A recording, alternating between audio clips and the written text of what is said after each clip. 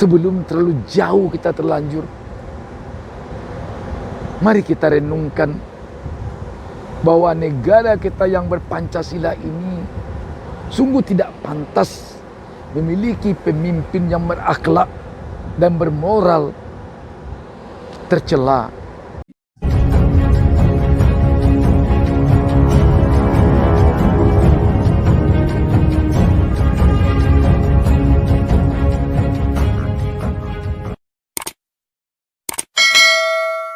Assalamualaikum warahmatullahi wabarakatuh. Kita jumpa kembali dengan saya Bustami Narda. Pada kesempatan ini saya mendoakan kepada Allah Subhanahu wa taala semoga seluruh pemirsa selalu diberikannya keberkahan hidup. Sahabat BN, kita memang dikejutkan oleh 6.000 video yang dibawa oleh seorang pengacara bernama Kamarudin Simanjuntak ke Bareskrim Polri ketika dia memenuhi panggilan Bareskrim Polri berkaitan dengan laporan Dirut PT Tespen Nicholas Kosasih. Yang mengejutkan kita bukannya Kamarudin Simanjuntak sebagai terlapor, tetapi yang mengejutkan kita adalah isi video yang 6.000 itu adalah diduga peristiwa atau perlakuan tidak senonoh atau kencannya seorang dirut PT Tespen ini dengan wanita yang rata-rata wanita kencannya itu adalah perempuan yang sudah bersuami. Ini sangat mengejutkan kita sekali. Dirut PT Tespen ini melaporkan Kamarudin Simanjuntak dengan tuduhan pengacara ini telah melakukan perbuatan tidak menyenangkan berkaitan dengan Undang-Undang ITE kepada Dirut Tespen ini. Beberapa waktu lalu menghebohkan jagat raya ini ketika dia menyebarkan di publik bahwa Dirut ini punya uang ratusan triliun yang kegunaannya untuk hal menyukseskan pemilihan seorang presiden. Sahabat BN, kalau kita renungkan seorang Direktur Utama PT Tespen, perusahaan badan usaha milik negara, mempunyai banyak teman kencan di luar istrinya yang sah, dan konon kabarnya Dirut ini menghabiskan uang tak kurang dari 200 juta satu hari yang dia transfer ke wanita-wanita kencannya ini atau wanita-wanita selingkuhannya ini. Bayangkan seorang Dirut Tespen, seorang Dirut badan usaha milik negara, seorang pejabat yang boleh disebut pejabat negara berperilaku seperti ini. Kalau kita coba mengaitkannya dengan akhlak, dengan moral bangsa ini, sungguh tidak habis pikir kita kalau seorang pejabat, seorang direktur utama PT Tespen BUMN berperilaku seperti ini. Apalagi dulu kita juga pernah mendengar Kosasi ini beruber oleh istrinya ketika dia baru saja keluar dengan teman kencannya dari suatu penginapan.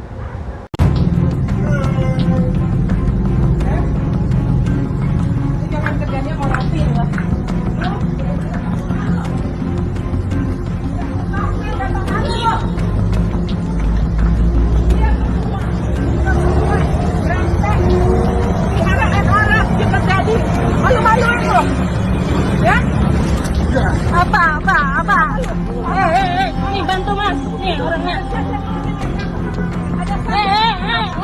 Awas. Sus, kunci, jangan buka.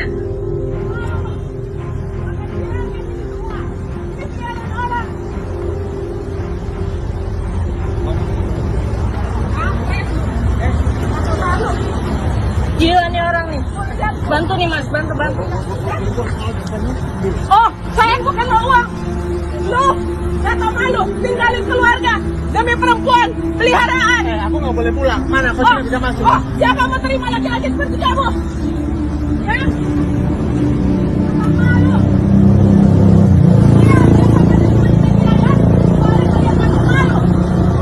Tampaknya pengacara Simanjuntak ini mendapatkan video ini kemungkinan besar dari istrinya.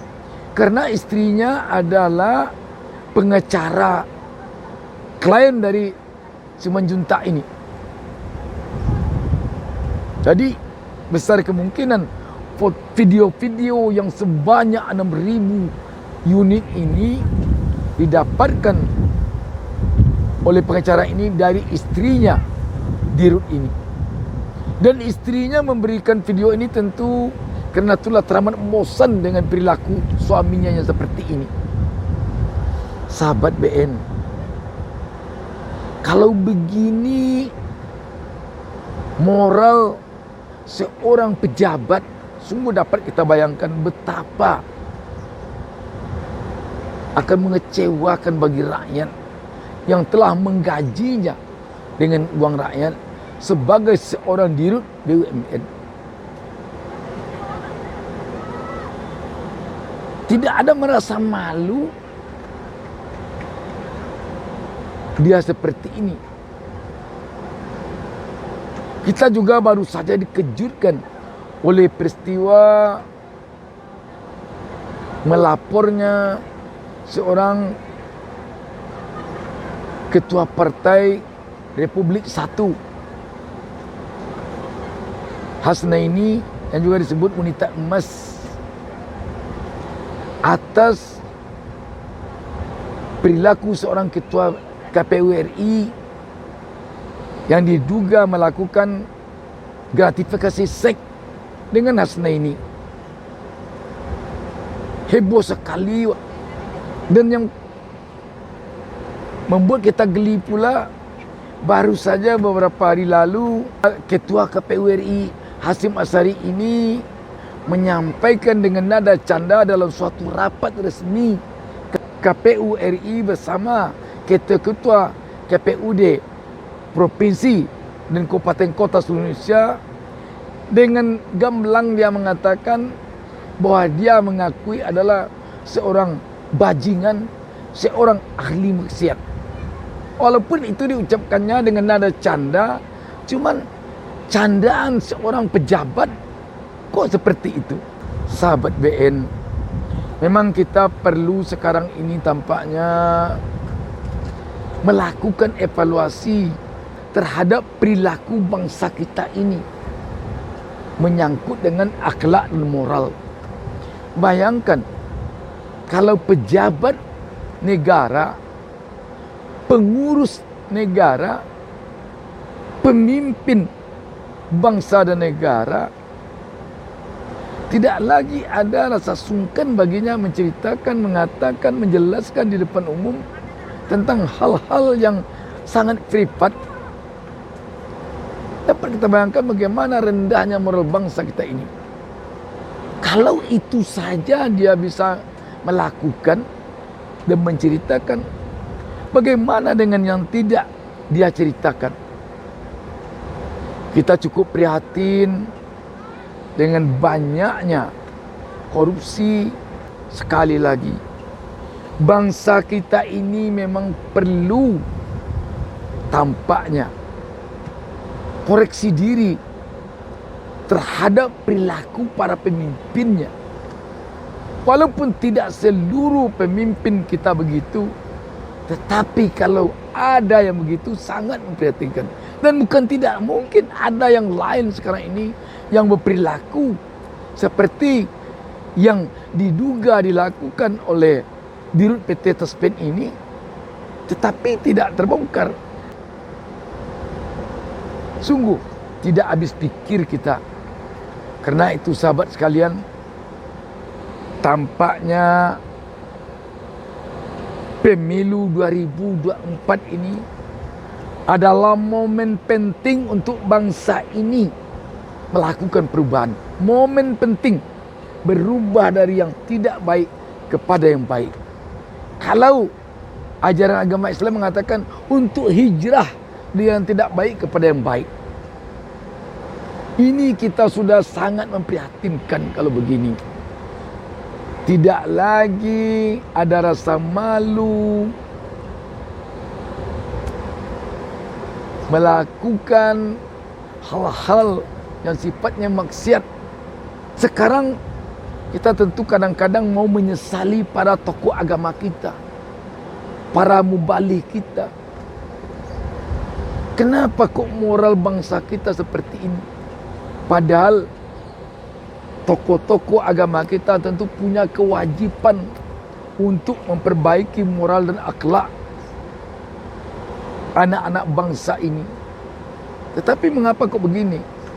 Tetapi kalau kita salahkan pula mereka ketika mereka ingin melakukan hal tentang perbaikan moral bangsa ini, akhlak bangsa ini, mereka juga menghadapi bermacam risiko. Dan tak jarang risikonya mereka harus masuk jeruji besi. Jadi apa artinya sahabat sekalian? Terkadang mereka para pejabat kita ini berupaya mencari delik-delik, pasal-pasal yang bisa mengkriminalkan orang-orang yang berupaya untuk menghambat mereka berbuat demikian. Ini yang memperhatikan kita pula. Dan tentu kita berharap kepada para pemimpin kita yang lebih tinggi lagi dari orang-orang ini, kepada para pemimpin kita yang belum terkontaminasi oleh peristiwa kelunturan moral dan akhlak ini, agar mau dan berkenan hendaknya meluruskan moral bangsa kita ini, mengembalikan akhlak bangsa kita ini.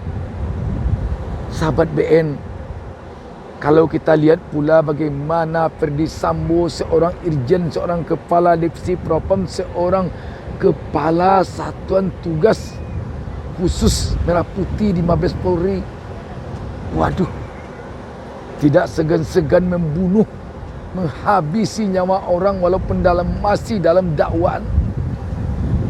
Tidak segan-segan membacking judi, tidak segan-segan membacking tambang-tambang ilegal, tidak segan-segan main perempuan.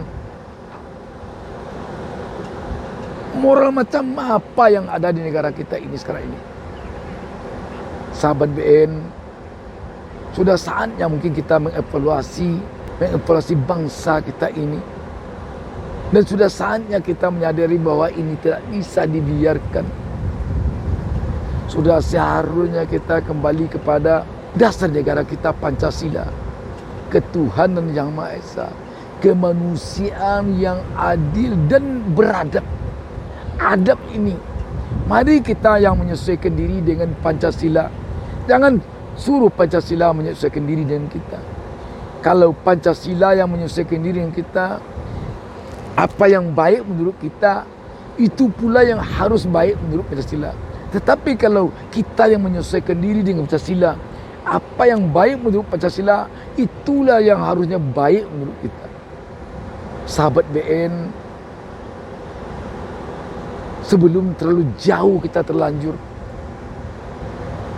mari kita renungkan bahwa negara kita yang berpancasila ini sungguh tidak pantas memiliki pemimpin yang berakhlak dan bermoral tercela. Demikian, wassalamualaikum warahmatullahi wabarakatuh. Jangan lupa subscribe. Jangan lupa subscribe